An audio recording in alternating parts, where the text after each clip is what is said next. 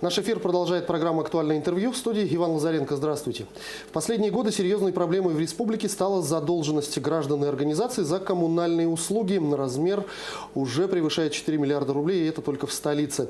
В чем причины такого положения дел и возможно ли их предотвратить? Чем чревато бездействие по оплате коммунальных услуг? И есть ли выход из этой ситуации у граждан? Об этом мы поговорим сегодня с нашим гостем, исполняющим обязанности прокурора города Якутска, советником юстиции Максимом Шульженко. Максим Алексеевич, здравствуйте. Добрый день, Иван. Давайте, наверное, начнем нашу беседу с самого главного. Какие права и, что самое, наверное, важное, обязанности есть у граждан в этом вопросе?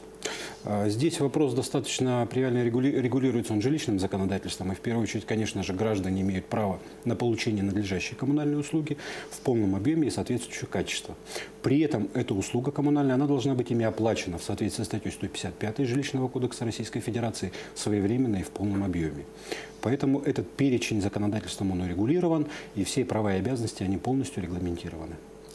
Ну, цифра 4 миллиарда рублей какая-то заоблачная. Расскажите, пожалуйста, в чем причина возникновения таких огромных коммунальных долгов? Безусловно, эта цифра она не возникает просто так. Она сложилась уже достаточно длительное время. И в первую очередь, конечно же, это причиной является низкая дисциплина, платежеспособная среди населения.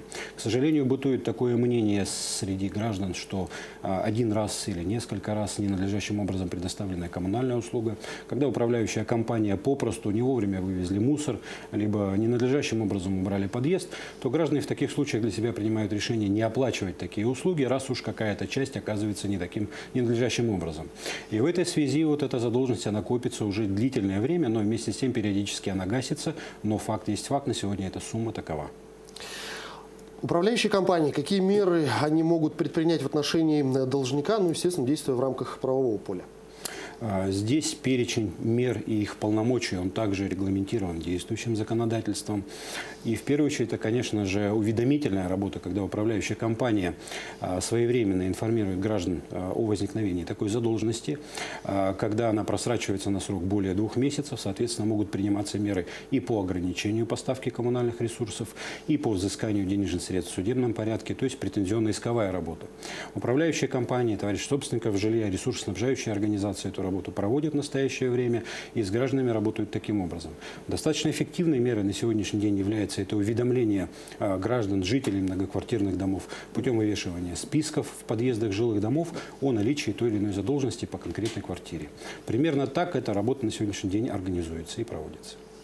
Одна из самых действенных мер, когда уже все, скажем так, ресурсы у управляющей компании исчерпаны, это приостановление предоставления коммунальных услуг. С какого срока у управляющей компании наступает такое право? Ну, вообще, как выглядит весь этот процесс? Здесь точно так же управляющие компании могут ограничивать, либо, соответственно, прекращать предоставление коммунальных услуг как ресурсоснабжающей организации, когда образовалась задолженность по коммунальным платежам на срок свыше 2 месяцев по одному из видов коммунальной услуги. В таком случае управляющая компания информирует жильцов, собственников квартир и принимает соответствующее решение о необходимости ограничения либо приостановления поставки коммунальной услуги. При этом здесь есть ряд условий, когда эта вообще процедура возможна к реализации. В первую очередь не должны нарушаться нормальное функционирование остальных, нарушаться жилищные права остальных жильцов в многоквартирном доме. Если это невозможно, то, соответственно, такие меры предпринять тоже не получится. Но даже если существуют такие рычаги воздействия, как отключение электричества или каких-то других коммунальных услуг, есть ли услуги, которые ни в коем случае не могут быть приостановлены? Да, этот перечень тоже определен. В первую очередь, конечно же, это теплоснабжение. Мы все проживаем в северном районе, где, к сожалению, технологически или, к счастью, этого невозможно сделать. Точно так же невозможно ограничить подачу холодного водоснабжения и водоотведения. То есть, попросту говоря, это канализация. Также не может быть ограничена.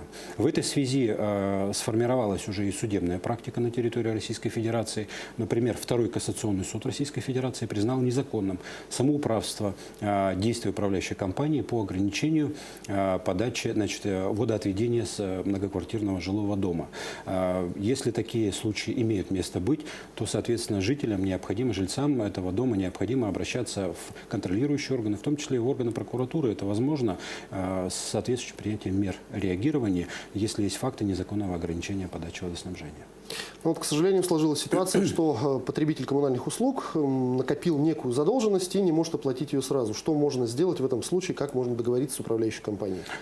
Безусловно, здесь есть соответствующие механизмы, поскольку эти договора двухсторонние, зачастую путем урегулирования споров они решаются и в досудебном порядке, когда жильцы могут обратиться в инициативном порядке в управляющую компанию и попросить реструктуризировать долг, либо произвести рассрочку по уплате коммунальных платежей и на определенный срок, в ходе которого решается эта проблема. Но все-таки, если ситуация вообще патовая, и долг есть, и возможности оплатить его нет ни частично, ни полностью, никаким образом, то как далеко может управляющая компания зайти, что она будет дальше предпринимать? Здесь действия управляющей компании, они, скорее всего, будут сведены к претензионно-исковой работе, когда, в первую очередь, управляющая компания проинформирует о своем намерении обратиться в судебные органы за защитой и восстановлением своих прав, после чего в судебном порядке денежные средства будут взысканы, и решение суда, либо судебный приказ будут направлены уже для принудительного исполнения в органы, занимающиеся таковыми процедурами. Это служба судебных приставов, в данном случае Республики Саха-Якутия, которые уже будут исполнять требования закона, взыскивая денежные средства с неплательщика. К сожалению, нет-нет, да, возникают ситуации, когда жители многоквартирного дома исправно вносят оплату за коммунальные услуги, а управляющая компания по каким-то причинам эти деньги до ресурсоснабжающих организаций не доводит. Как быть в этой ситуации? Есть и такие случаи, когда на территории города Якутска недобросовестные управляющие компании надлежащим образом собирая денежные средства, не доводят их до ресурсоснабжающих организаций. Соответственно, возникает долг, когда ресурсоснабжающие организации могут потребовать, в том числе и приостановить подачу ресурсов. В данном случае, если об этой ситуации становится известно и гражданам, и жителям, то необходимо информировать и контролирующие органы, и правоохранительные органы. Нами, органами прокуратуры, принимаются соответствующие меры по привлечению к ответственности, к административной управляющей компании, их руководителей и, соответственно, к уголовной ответственности. В 2020 году 2 руководителя управляющей компании привлечены к уголовной ответственности как раз по таким фактам, когда, собрав денежные средства с населения, они не были доведены до ресурсоснабжающей организации, то есть до поставщика непосредственного коммунальных услуг. Вот если такие факты становятся известными, то нужно просто информировать. Скажите, пожалуйста, какая роль прокуратуры в погашении задолженности населения и организаций за жилищно-коммунальные услуги? Прокуратура здесь в первую очередь стоит на соблюдении, на страже закона и соблюдении прав граждан. И как управляющие компании, так и граждане могут обращаться за защитой в органы прокуратуры, в контролирующие органы управления строительно-жилищного надзора. В некоторых случаях это Роспотребнадзор.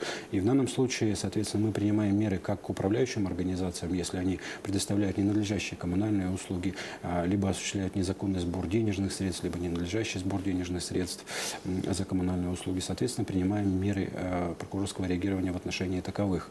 Ну и, соответственно, если управляющие компании, либо ресурсоснабжающие организации ненадлежащим образом предоставляют услуги, то и мы реагируем в их адрес, соответственно, привлекаем их к ответственности, добиваемся восстановления жилищных прав граждан.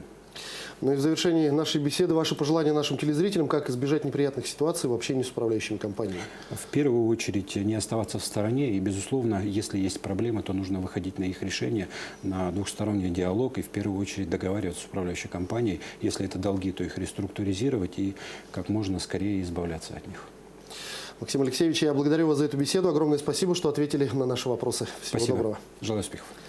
О ситуации с задолженностью за коммунальные услуги и как их избежать мы говорили с исполняющим обязанности прокурора города Якутска, советником юстиции Максимом Шульженко. Это была программа «Актуальное интервью». До встречи в эфире.